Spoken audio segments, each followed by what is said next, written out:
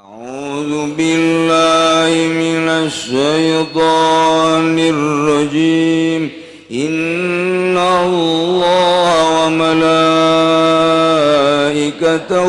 يصلون على النبي يا أيها الذين آمنوا صلوا عليه وسلموا تسليما أعوذ بالله من الشيطان الرجيم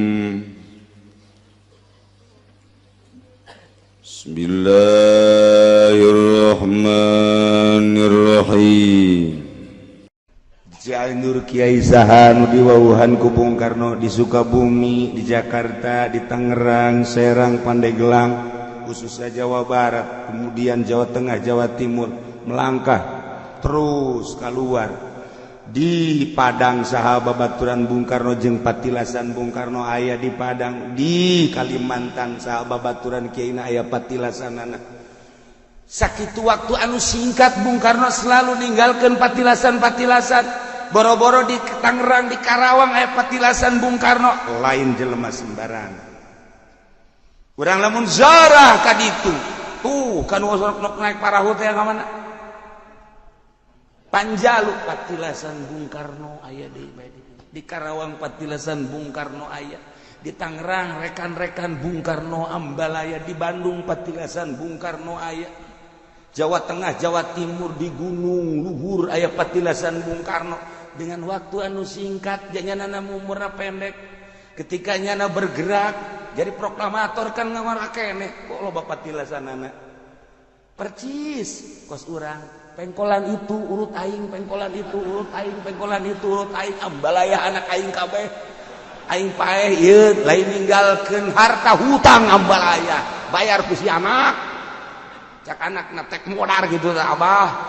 Patilasanana urang kos kitu baluna. Ieu dek caritakeun sebuah negara. Urang cicing di negara Indonesia berlambang burung Garuda. Insya Allah iraha waktu kukula dibahas ayat catatan-catatanan lain sembarangan wali Allah nindin lambang ketika berteng-teng teakur jeung butir-butir Pancasila awas ya gubernur awas ya bupati awas ya raja hei lantaran burung Garuda burung nu teu pernah paeh hehehe pancen luhur amat itu siang ngaji nabungan handap-handap teh Burung Garuda menjadi nalagaan atau apa? Lamun geus kaenclakan ku burung Garuda, negara mana bae bakal tunduk. Iyalah burung Garuda. Nah, tetapi di Indonesia baheula henteu nyieun aturan-aturan sebuah negara Islam. Urang piagam Jakarta ge bisa dijadikan tetapi saat eta dipending. Pemendingan eta apa akan terjadi apakah moal hanya orang yang tahu sejarah. Nu kuari malurah geus teu nyaho camat teu nyaho hanya ngan sakadar piagam tidak dijadikeun karena ieu ayana karena eta. Tanyakeun kanu jago tentang Indonesia akan terjadi apa tidak piagam Jakarta. Tunggu tanggal Mei. Nu kolot mah kaburu modal.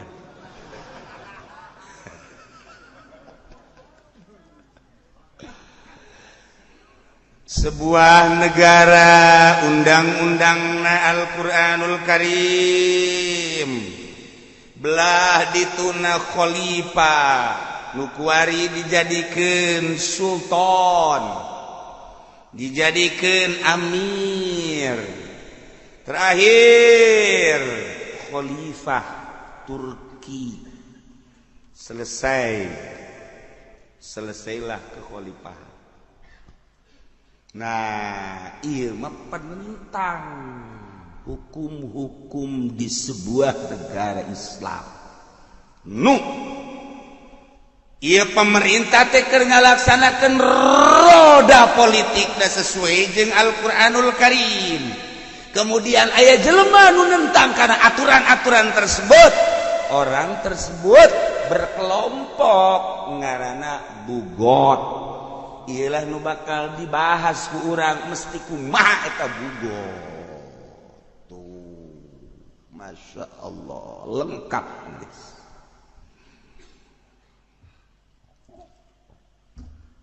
Lamun ucapan Imam Syafi'i, cek Imam Syafi'i, akhadtul sirata fi qitalil musyrikin minan nabiy sallallahu alaihi wasallam wa fi qitalil murtadin min Abi Bakr radhiyallahu ta'ala anhu wa fi qitalil bughat min Ali radhiyallahu ta'ala anhu. Kaulah mengambil sejarah dalam peperangan, satu peperangan baheula ketika orang ningali peperangan Kangjeng Nabi di zaman Kangjeng Nabi perang melawan musyrikin, maka wajib diperangan orang-orang yang menentang di sebuah negara karena berlawanan akidah nyanana musyrik. Maka perangan jelema musyrik diambil tina sejarah junjunan alam Kangjeng Nabi Muhammad sallallahu alaihi wasallam. Ketika si Kangjeng Nabi tos teu aya dipimpin ku Sidina Abu Bakar Siddiq radhiyallahu an, maka timbullah jelema-jelema nu kembali deui ka agama masing-masing disebut murtad. Setelah mukmin, iman, Islam nyana keluar murtad. Yang keputusan Sidina Abu Bakar Siddiq perangan di lemah murtad sebab ia adalah penggerak beres ya. Maka kula ningali merangan murtad nyokotlah aturan Abu Bakar Siddiq ketika aya nu nentang karena aturan-aturan negara di zaman Sidina Ali nu nentang eta teh bodoh perangan ditingali tina keputusan Sidina Ali. Ia adalah merangan bugot. Sampai ka dieu beda intihan mah teu ditutup untuk kelangsungan sebuah negara. Asal ulah keluar bae ti aturan-aturan Al-Qur'anul Karim.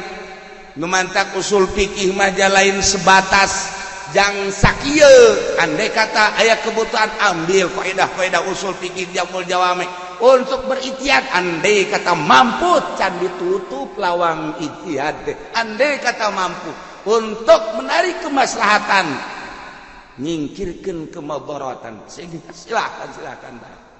Asal nu jitu bae ketika eueuh jelema nu mampu seakan-akan ditutuplah fikih, seakan-akan. Nah, lamun kuari ku urang terus untuk kemaslahatan bangsa jeung sebuah negara, terus bae mesti kumaha, aturan ana silahkan dibuat. Ialah sebuah negara anu rujukanana Al-Qur'anul Karim. Terlalu luhur urang nyokot nyaritakeun Al-Qur'an, rujukanana hadis Kangjeng Nabi. Terlalu luhur ngadenge hadis Kangjeng Nabi, makelah ijma jeung kias.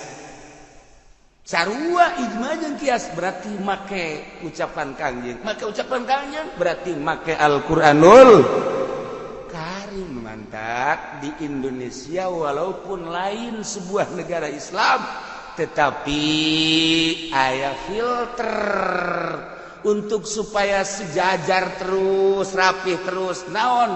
MUI. Keputusan-keputusan anak ya terletak pada MUI. Nu mantap kula manganuhunkeun jasa ya jelema daraek jadi MUI. Muhun untuk kelangsungan negara. Ayana MUI alhamdulillah gereja lantaran nyana teu daek tanda tangan nuhun MUI. Ayana MUI alhamdulillah minuman-minuman keras kulantaran nyana anu dihareup langsung nentang ka pemerintah atas usulan masyarakat. Alhamdulillah bir eueuh. Ega bir bintang doang. Eueuh sajen-sajen. MUI. Tanggung jawab di hadapan Allah bakal MUI. Untuk kelangsungan sebuah hukum di Indonesia jadi rencanakeun baheula negara namakeun wae negara demokrasi tetapi lantaran mayoritas Islam ialah orang ngendenkeun mui kelangsungan hukum-hukum Islam terletak pada mui keputusan-keputusan negara kudu nanya heula ke mui bertentangan henteu jeung aturan Al-Qur'anul Karim mestina kan kitu. Alhamdulillah di Indonesia ya alhamdulillah lah seperti itu. Nah, kunaon eta baheula Bung Karno make henteu nyieun sebuah negara. Deuleu pidato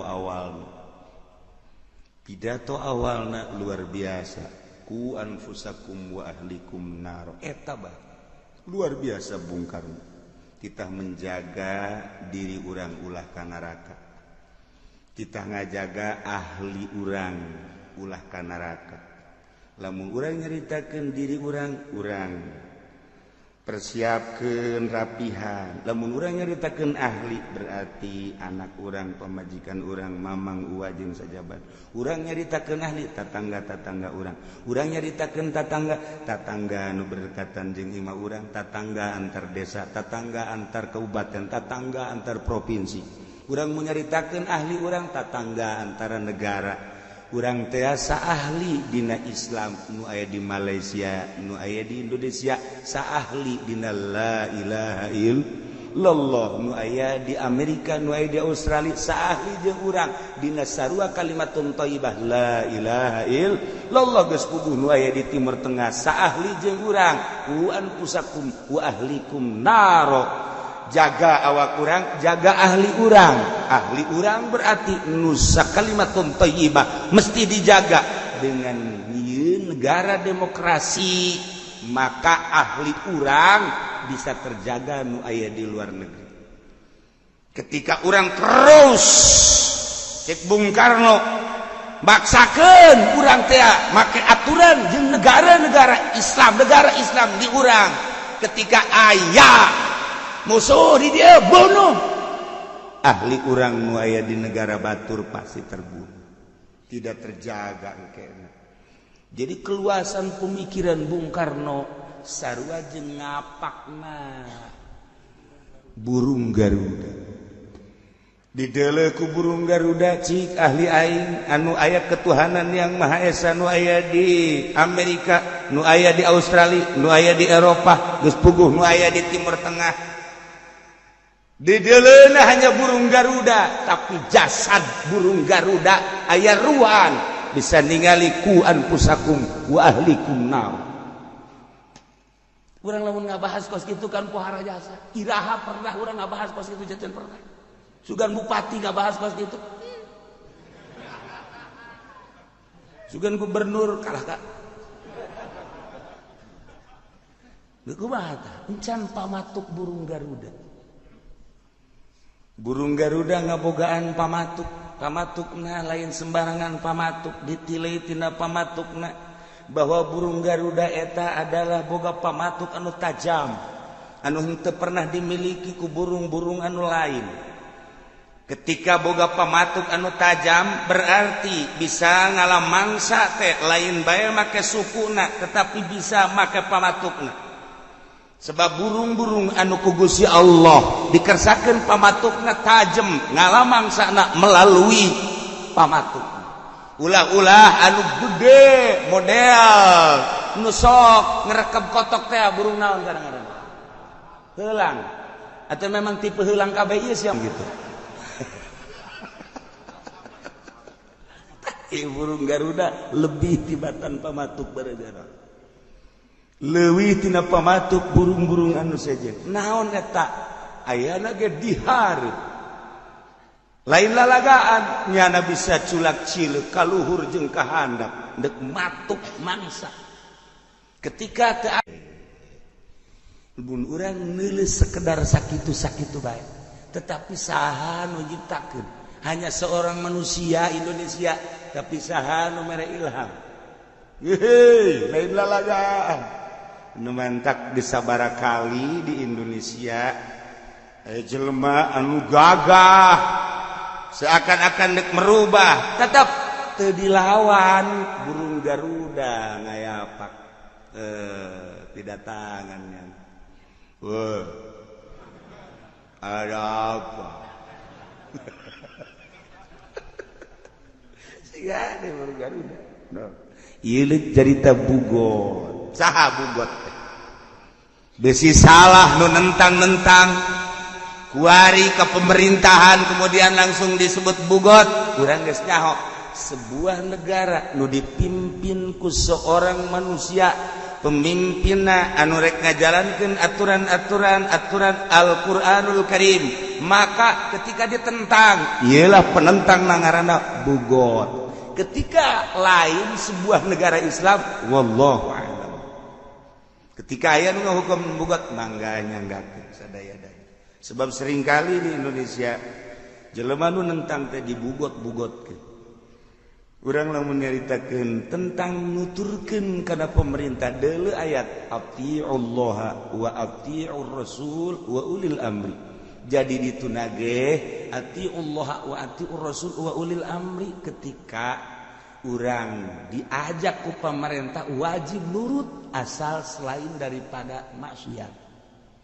Ketika maksiat teu wajib nuturkeun, mun bahasa teu wajib nuturkeun macam-macam ka ditunakeun.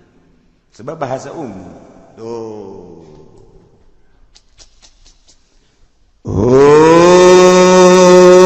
Mukhaliful imam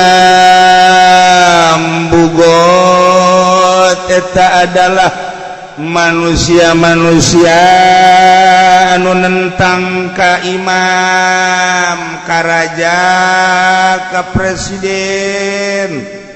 Dihurujin alaihi ku sebabnya na keluar karena aturan-aturan pemerintah. Tarkil inqiyad nurutnya na aturan imam. Wa man yakin tawajjah alaihim nyana nyegahak anu disangharepkeun ka manehanana nyana embung nentang. Ieu bugot lain perorangan mah lain disebut bugot bagin encan. Kelompok-kelompok kecil teu boga kekuatan lain bugot mabisarti syaukatin lahum dengan syarat boga kekuatan terorganisir, nyalain kekuatan organisasi sangat rapi.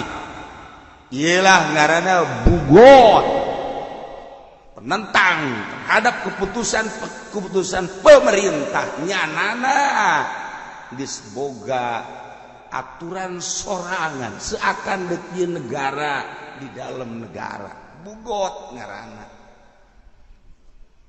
Kurang lamun ningali di Indonesia mah alhamdulillah bugot. Walaupun negara urang lain negara Islam ieu mah heureuk carita kabeh manut ka pamarentah, deuk salah deuk bener. Deuk salah deuk bener. Pokokna nurut ka pamarentah, geus beusi kehilangan. Macam kehilangan teh. NU manut, Muhammadiyah manut, Persis manut, HTI ge manut. Kemudian Islam Khuruj manut. Nu kaluar tina aturan-aturan pemerintah. Adapun nyana ngaekspresikeun masalah keinginan dan kehendak masing-masing silahkan. Islam Khuruj nyana nyaritakeun tentang fadilah-fadilah door to door ti masjid ka masjid nyana mah nuturkeun sepak tarjang salafus sholihin nu baheula masak di masjid sing adewe urutna besi kotor. Tuh salah, jadi nama dakwah ayo bae satungtung daek ngadengekeun makanya na tunggunya na di dakwahan bae deuk bener deuk teu nu dakwahna mah. Terus bisa urut jauh lah disebutna pejalan kaki ka mana bae. Engke diatur dakwahna seminggu 40 hari, mungkin dalam negeri, mungkin luar negeri, dunia atau urusanana. Ustaz urut teh urusan dunia. Kemudian HTI Hizbut Tahrir atuh sarua bae. Nyana mandek yen khalifah di dunia ieu tanpa khalifah kehilangan tonggak, kehilangan kekuatan. Selama tidak ada khalifah deka mana muntayang ketika diacak-acak baheula ku Yahudi khalifah dek didirikan kembali dunia urusan anak di berbagai negara HTI geus aya. Itu bertentangan jeung pemerintah teh bae. Nu di Indonesia nya namangan sakadar boga kahayang dek ngadirikeun khalifah, adapun disetujui disetujui kami menek nurut baheula aturan ka pemerintah. Ngan kami boga kahayang dek nyieun khalifah jadi Indonesia mayoritas Islam. Henteu bertentangan, ieu mah kakarak boga kahayang doang. Adapun sagala rupada nuturkeun ka pemerintah. Nu aya di Malaysia, nu aya di India, nu aya di Pakistan, nu aya di Turki, nu aya di Syria, nu aya di Mekah, nu aya di Australia. Kos kitulah nyana kakarak boga kahayang di dunia dek ngalanjutkeun kekhalifahan. Sahanu dek bakal dijadikeun khalifahna engke bae setelah solid di berbagai negara. Boga target sekian persen bakal engke ngadirikeun seorang khalifah jang rujukan boga kekuatan. Boga kahayang itu bertentangan. Komo Muhammadiyah mah teman. Tamu Muhammadiyah mah geus kieu. Geus pokona namanya geus kieu. Sumuhun daun. Tok dek naon deui geus puguh NU komo NU nu kuari mah tuh geus pemerintahis. Itu bahasa naon aing kitu nyaho. Geus kos kitu be pokona mah. Tah, eueuh nentang alhamdulillah. Urang rek nentang kumaha. Nu mantak baheula ketika kejadian Amir Biki di Tanjung Priuk jancan nentang tama kakarak boga kahayang jeung can gerak. Selama encan gerak jeung can action kapan teu meunang, encan dijadikeun bugot. Kok terlalu cepat amat sih Pak Harto? Oh, lantaran boga panglimana baheula LB Murdani. Geus menyalahi aturan, di dia kurang dibahas, bisa dibunuh tempat, dibunuh di mana aya. Ketika geus action, ieu mah kakarake boga kahayang. Besa didengekeun ku sasaha ceramahna mangga boga kahayang teh kos kitu. Ulah pemerintah, rakyat kan pemerintah teh ayana pemerintah teh ieu teh endek ngamartahan rakyat. Kunaon teh nyambung jeung rakyat kakarak sakitu? Teu nyambung hanya beberapa masalah. Hanya di bidang soal keagamaan doang namun di dege henteu masalah kunaon haji berondong tanggung jawab Pak Harto jaga di yaumul qiyamah. Pasti Amir Biki hudang mana Harto aing ti heula lain puluh lain ratus ribu ketika kejadian di Tanjung Priuk ribuan dibawa ke truk diumumkan hanya beberapa belas dan puluh. Apa tidak tahu masyarakat naon motifnya ya? Tanggung jawab di akhirat. Encan menentang, encan naon, encan action, encan aya organisasina. Bugot mah geus terorganisir. Nah, lamun kuari Al-Qaeda geus terorganisir. ISIS eta hartina Islam kitu santri istri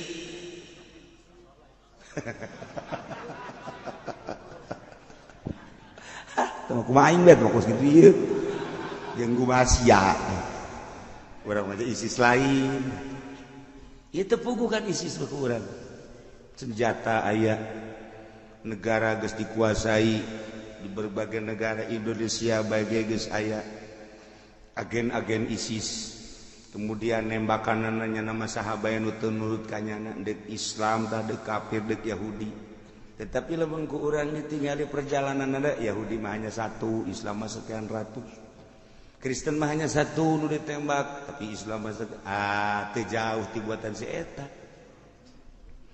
wallahu a'lam kuari teu puguh teu karuh Yaman dibom. Ya, iyalah. Jadi di Indonesia kadar itu arasub ISIS. Anu ditanya ku urang mun ditanya sia ya asub ISIS jihad fisabilillah lain. Naon? Gaji gede. Di Indonesia gaji leutik cek mah. Atuh sia mah urusanna ka ditu kumaha? Pokona aing mah gaji gede bagus lah. Balik ka dieu meuli mobil, aing hayang meuli mobil, aing nyeun imah, nyandung. Oh sia urusanna kos kitu. geus lain jihad fisabilillah nu dideuleu adalah urusan-urusan pibeuteung ieu keur kacau kuari di dunia masyaallah kubatah jeung bangsa Indonesia iya tuh tenang bae urang mah nu perang di Syria nu paeh kamari di bojong aya aja teu perang teu naon ge paeh bae atuh kalem bae sih anu perang di Irak harirup kene tapi di sepatan aja paeh bae di luhur kasur deui aja ku batu atuh tenang bae cenah eta nu pareng rupa jasa di rumah sakit umum tah deui geureurnya tuh nu teu gering ge paeh kumaha atuh tenang bae sih ja paeh mah lain ku perang lain ku susah lain ku panyakit iza jaa ajaluhum la yastakhiruna sa'atan wa la yastaqdim perang masalah nu penting jihad fisabilillah daripada orang paeh di luhur kasur hadi teu para rugu mendingan orang paeh keur nyekel senjata urang katembak dah sorga kadeu masyaallah ya kuari urang keur jihad ieu ngaranna asal niatna nu bener bae di masing-masing maksudna teu boga kontek-kontekan jeung selain ngaji aya kitu mah boga urusan jeung selain ngaji tukang wuduk teh tukang sate teh jeung jahe teh tah mah lain deui teh urusanna teh mah kumanyana bae aing mah ngaji bae beneran cenah ka dituna bener geus ngajina ge aing mah neangan tihang deui maksudna bae khusyuk cenah batur balik jana masih kieu bae khusyuk-khusyukna deres ditihang masih kadeuleu kene ieu mah nya pojoknya nyumput kopi aya rokok aya cek nya mah aing teu neuleuh meureun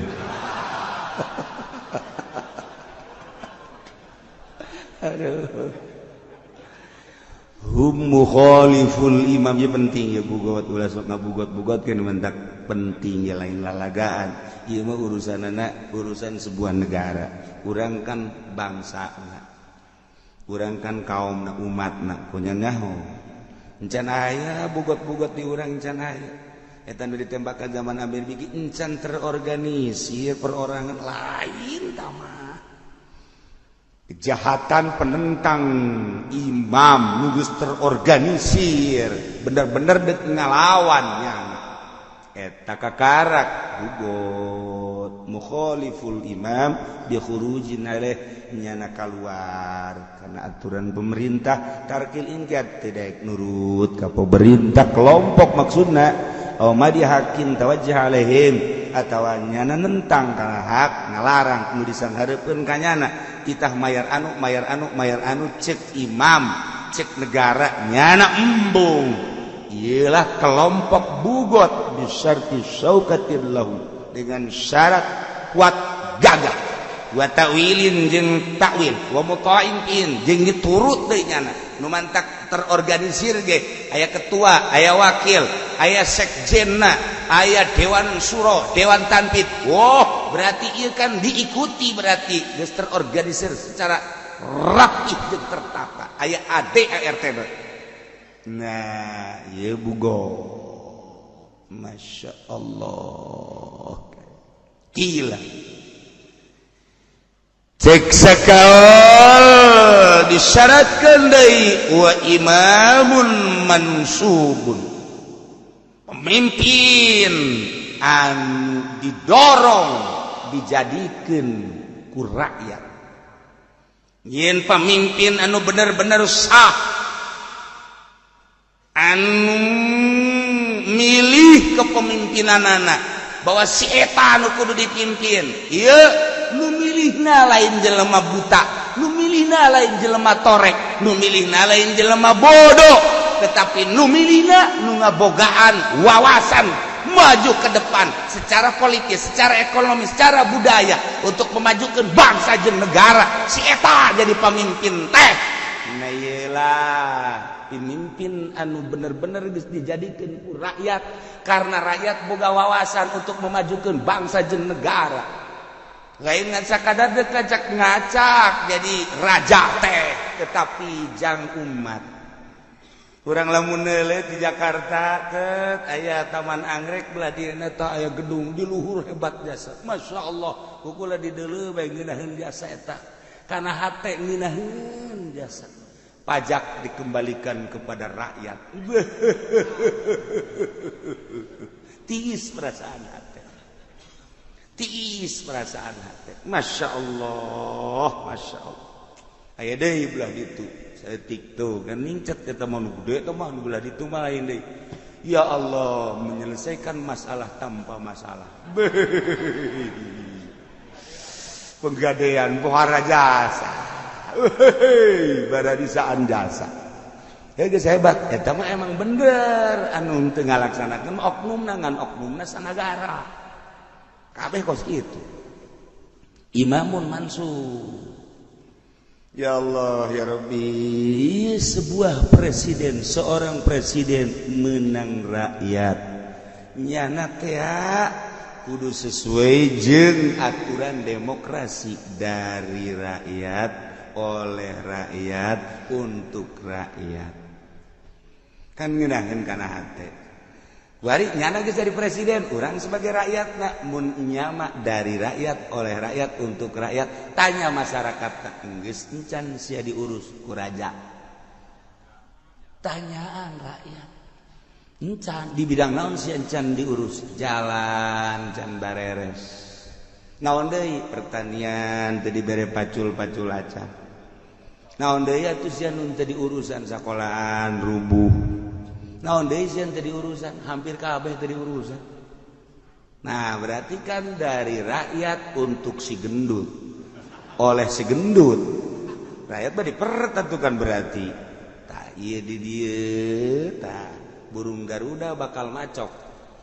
Woi, PNS. Ngimpi nyana di udah genderuwo. Wow. Saya berhadapan jeung burung Garuda kayak kukula dibahas detilna insyaallah mun teu keburu parae. Gila wa imamun mansub, asal bupati, gubernur, PNS ngaraji kukula dibahas. Ayo nu kos kieu mah sapira ieu mah ketos putat. Orang lembur atuh teu kudu ngabahas mah. Cukup bae ngabahas maninin. Kerak atuh jeung nu kos gararieu mah. Lah paling hebat burung ketilang. Mencrok di jendela. Tegudu. Kayak lamun kadeulung sarem ngaji aing mah bahas Garuda supaya ngana ngarti. Ieu mah urang ngarti nyana henteu atuh sarua bae kan teu beres. Rencanakeun cenah aing deuk ngaji atuh cek bupati, seluruh bupati, cek gubernur. Ayo sumbang aing. Korupsi deui bae. Wa imamun mansub jeung disyaratkeun imam anu tertata nu geus terpilih nyana geus dilantik sebagai presiden. Quran diteuneun di hulu. Saya bahwa saya bersumpah akan melaksanakan Undang-Undang 45 Dasar Pancasila sebagaimana ieu Quran nitah saha Quran diteuneun di luhur di dieu meunang nitah saha kitab mana nu kudu diteuneun da Quran dibaca dipake lain kudu diteuneun di dieu boga wuduh teu tan nyokelanana cenah sebagai saksi atuh saksi mah jalain Quran jelema saksi mah dua jelema lalaki nu adil atawa hiji lalaki dua awewe nu adil atau opat tu arah adil jak itu Quran mah baca pake ya diteuneun di dieu saya bersumpah bahwa sanu nita aju cenah teh salah atuh Allah alam teu bisa nyalakeun kan jalain kos kitu ngan endeu kos kitu bae tuh teu naon seakan-akan bahwanya teh lain neuleuh Al-Qur'an neuleuh nu boga Al-Qur'an Allah geus dilambangkeun Al-Qur'an bahwanya sumpah teh di hadiran ku Al-Qur'an eta teh zahirna hakikatna mah di hadiran ku Allah. DPR disumpah make Qur'an seakan-akan di hadiran ku Allah. Awas ya cek Allah tah Qur'an aing. Namun sia korupsi awas ya ku aing dijadikeun areng si di neraka aing. Geus ulah nanya ka Golkar areng kabeh. Allah nu jadi saksi. Sieun urang lamun geus kitu. wa imamun mansub walau azhara qaumun wallahu a'lam.